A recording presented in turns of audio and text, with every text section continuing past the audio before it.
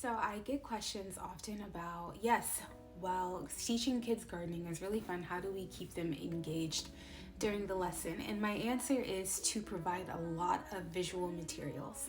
So you can use posters, you can use books, you can use diagrams, or you can use like multimedia diagrams or like PowerPoints, but have a lot of visual representations of what you're trying to teach. Like, for example, I went to IKEA and I found 2 posters in a pack for $20 that came with frames.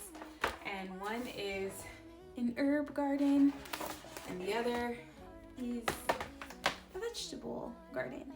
And this one, you can see, doesn't have the names, but on the bottom there's a key. So like an example of what you can do is say, hey, I would like for you to point out to me the corn and the potato.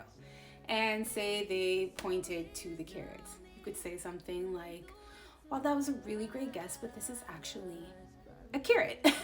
And you can identify carrots by their shapes, how they have like a cone shape going down the tops, and what the tops of the carrot looks like, and the colors. The colors can come in multiple different colors: orange, purple, white. And you can say, but well, that was a great guess, this is actually the corn.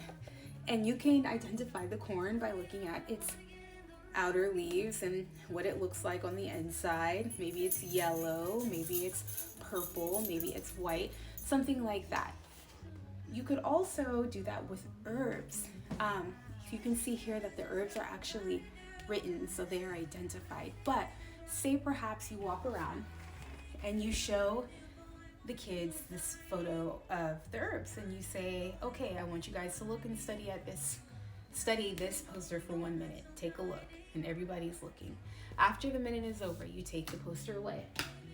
And then you could say something like, now from your imagination, I would like for you to draw for me the rosemary plant, what you think a rosemary plant looks like.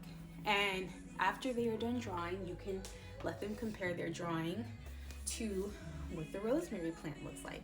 And then you can point out to them how the rosemary plant can be identified. Like, oh, like your drawing, you can see that they have like fine needles kind of pointing out. Sometimes you'll find that they have flowers on the top of them. You can also talk to them about the smell and just really get them familiar with plant identification, vegetable identification through visuals, and even through things like recipe books. So say you have a recipe book, jasmine tea jelly is one that's on here.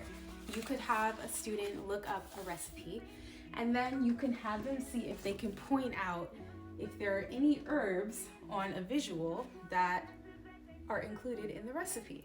And that is just something to keep them engaged and something to help them remember how to identify herbs, vegetables, or whatever, garden plants, whatever you want them to learn how to identify, and just keep them connected with that.